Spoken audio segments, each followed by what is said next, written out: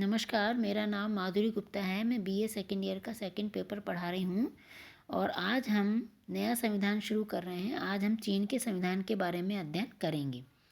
हम सभी जानते हैं कि सेकंड वर्ल्ड वार से पूर्व जो चीन था वह बहुत कमज़ोर राष्ट्र था और वह उसे एशिया का रोगी कहा जाता था। ब्रिटेन, फ्रांस, अमेरिका, जापान आदि महाशक्तियों ने उसका खूब राजनीतिक व आर्थिक रूप से शोषण भी किया था। वे इसे पूरब का तरबूज समझते थे। किंतु जब साम्यवादी क्रांति हुई 1949 में, उसके बाद जो चीन है वो विश्व में एक महाशक्ति के रूप में उसका उदय हुआ और आज कोई सा भी क्षेत्र हो, चाहे न्यूक्लियर फिजिक्स हो, चाहे अन्य कोई भी क्षेत्र रहा हो, वह पश्चिमी देशों के बराबर ही महाशक्ति है। और चीन की बढ़ती हुई शक्ति के संबंध में जॉन हे ने वर्षों पूर्व कहा था कि विश्व की शांति चीन पर निर्भर करती है। जो कोई चीन को समझ सकेगा उसी के संबंध समझ सकेगा और उसी के हाथ में आगामी 5 शताब्दियों तक विश्व राजनीति की कुंजी होगी। और हम सभी जानते हैं पिछले कुछ महीनों से हुआ है, उससे विश्व में कितनी अशांति पैदा हुई है।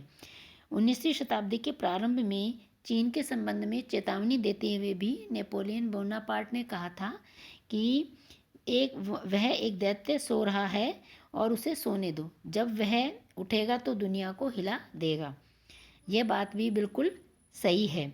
साम्यवादी क्रांति के बाद चीन ने व्यवहार में उपरोक्त कथन को सही करके दिखाया है और वर्तमान समय में हम देखें तो चीन की कूटनीति रूस तथा अमेरिका को ही नहीं अपितु विश्व के अन्य सुदूर जो और पड़ोसी देश हैं उनको परेशान किए हुए हैं और उनमें भारत भी एक है।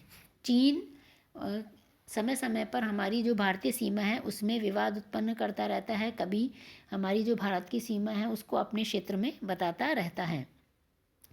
जनवादी चीन, वहाँ की भूमि और वहाँ के लोग।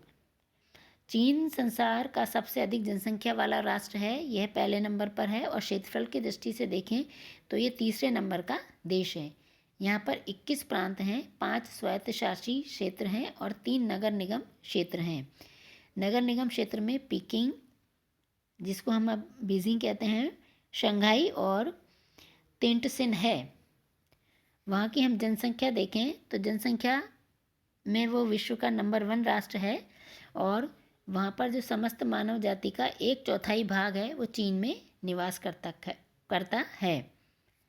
साथ में ही जो पूर्व सोवियत संघ की भांति चीन में भी अनेक राष्ट्रीयताओं के लोग रहते हैं और कुल जनसंख्या का करीब 94% हान जाति के लोग रहते हैं और यह समस्त चीन में दूर दूर तक फैली हुई है। बाकी चीन में 12 मूल ऐसी जातियां हैं जिनकी जनसंख्या 1 लाख से भी अधिक है। इनमें है जैसे चुआंग, मंगोल, हुई, मांचू, तिब्बती, कोरियाई तथा भाई जाति भी यहाँ पर पाई जाती है। और सबसे बड़ी बात यह है कि चीन में अनेक विविधताओं वाले लोग रहते हैं, लेकिन फिर भी चीन में भाषा व संस्कृति की अद्भुत एकाग्रता देखने को मिलती है और संविधान के अंतर्गत भी सभी जातियों को सांस्कृतिक स्वायत्तता प्रदान की गई है। प्रत्येक राष्ट्रीयता को अपनी भाषा व संस्कृति की रक्षा का अधिकार प्रदान किया गया है। 1949 से पूर्व यानी साम्यवादी क्रांति से पूर्व चीन आर्थिक दृष्टि से भी पिछड़ा हुआ था और मुख्यतः एक कृषि प्रधान देश था। जब 1958 में माओ ने एक नया अभियान शुरू किया जिसे ग्रेट लीप फॉरवर्ड के नाम से जाना जाता है और इस आंदोलन का मुख्य उद्देश्य आर्थिक क्षेत्र में तेजी से आगे बढ़ना था। ग्रेट लीप फॉरवर्ड अभियान के अंतर्गत इस्पात, कोयला व बिजली के उत्पादन में अपूर्व वृद्धि हुई और 1977 में साम्यवादी दल के जो नए अध्यक्ष थे हुआ कुओ फेंग ने नई आर्थिक नीति का सूत्रपात किया और उसी के कारण चीन ने आर्थिक क्षेत्र में अपार या अभूतपूर्व सफलता अर्जित की। आज जनवादी चीन कोयला है, सूती कपड़ा है, रेडियो सेट के उत्पादन में विश्व में उसका काफ़ी स्थान है। स्टील के उत्पादन में, तेल के उत्पादन में, कंप्यूटर है, इलेक्ट्रॉनिक आइटम है, विद्युत परमाणु युक्त सूक्ष्मदर्शक आयुध है व अन्य प्रकार के जो यंत्र हैं उसमें चीन का कोई सानी नहीं है। और आज चीन सर्वाधिक आर्थिक संभावना वाला देश बन गया है।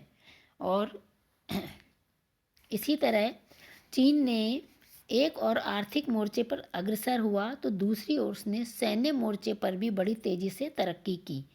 और 80 के दशक में जब देंग झियाओयिंग ने आर्थिक सुधार कार्यक्रम व्यापक स्तर पर प्रारंभ किए तो चीन के सैन्य बजट में काफ़ी कटौती की गई।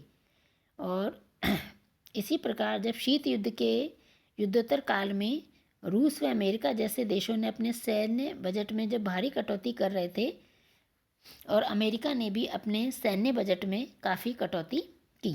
अब है जनवादी चीन के संविधान के अध्ययन का महत्व। फ्रीडमैन के शब्दों में साम्यवादी नेतृत्व में एक एकीकृत राष्ट्रीय शक्ति के रूप में चीन का अभ्युदय अर्वाचीन युग की सबसे महत्वपूर्ण घटना है। यानी सबसे महत्वपूर्ण घटना ये है कि चीन ने साम्यवादी नेतृत्व में कितनी अधिक तरक्की की, कितने अधिक अपने राष्ट्र को तरक्की के उस पर लेके गया।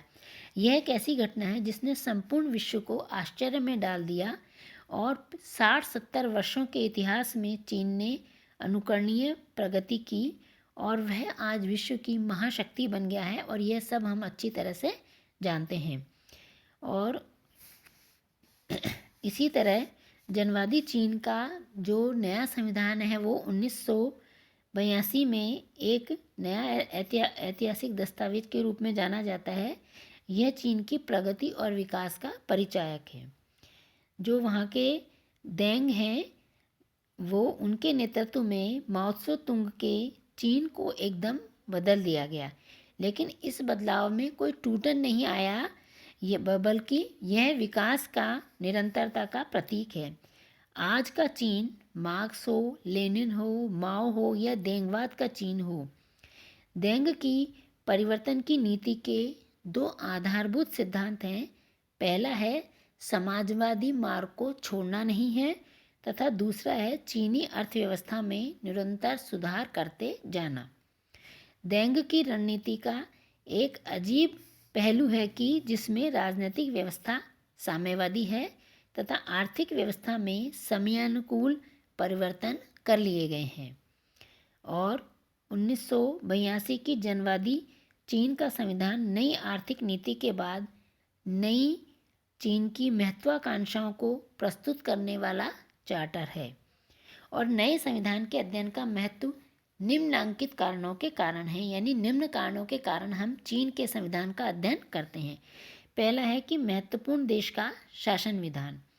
जनवादी चीन के संविधान के माध्यम से संसार के एक महत्वपूर्ण और शक्तिशाली देश की शासन प्रणाली और राजनीतिक व्यवस्था की पर्याप्त जानकारी मिलती है। आज हम सभी जानते हैं कि चीन विश्व की महाशक्ति है। ऐसी स्थिति में उनकी हमें शासन प्रणाली और राजनीतिक व्यवस्था की पर्याप्त जानकारी होनी चाहिए कि जो राष्ट्र 60-70 वर्षों पूर्व एक कमज़ोर राष्ट्र था और कुछ ही वर्षों में एक महाशक्ति के रूप में कैसे विद्यमान हुआ। दूसरा है साम्यवादी शासन विधान का प्रतिनिधि संविधान। सोवियत संघ के पतन के बाद अब इस संविधान के माध्यम से उन सभी देशों की शासन पद्धति का अनुमान लगाया जा सकता है जहाँ भी कई आज साम्यवादी व्यवस्था विद्यमान है। तीसरा है एक महान प्रयोग। 1982 का संविधान एक महान राजनीतिक प्रयोग है। इसके माध्यम से परीक्षण हो रहा है कि मार्क्सवाद और उदारवाद के तत्वों का मिश्रण करके नई सामाजिक, आर्थिक और राजनीतिक व्यवस्था का निर्माण हो रहा है। इस संविधान के द्वारा मार्क्स, लेनिन और माओ के विचारों को आधुनिक विश्व की परिवर्तित परिस्थितियों के अनुरूप ढालने का संकेत मिलता है।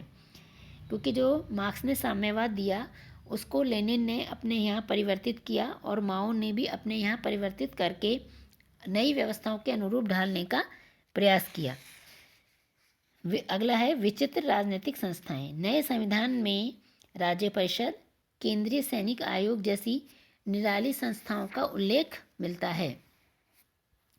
पांचवा है विश्व की महान शक्ति। चीन विश्व की महान शक्ति है और विश्व राजनीति का उसका एक निश्चित प्रभाव है। एशिया के देशों पर तो उसका और अधिक गहरा प्रभाव है और संयुक्त राष्ट्र संघ के मंच पर भी उसकी भूमिका निर्णायक है। और ऐसे शक्तिशाली राष्ट्र की शासन प्रणाली का अध्ययन करना निश्चित ही रुचिकर भी है और आवश्यक भी है। और अंतिम है भारतीयों के लिए विशेष महत्व।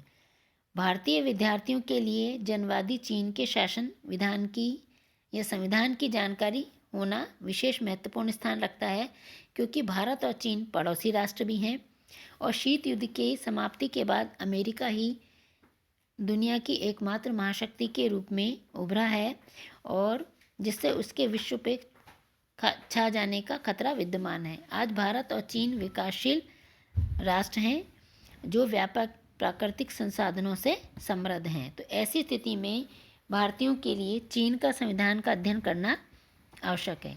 आज का लेक्चर यहीं समाप्त होता है। धन्यवाद।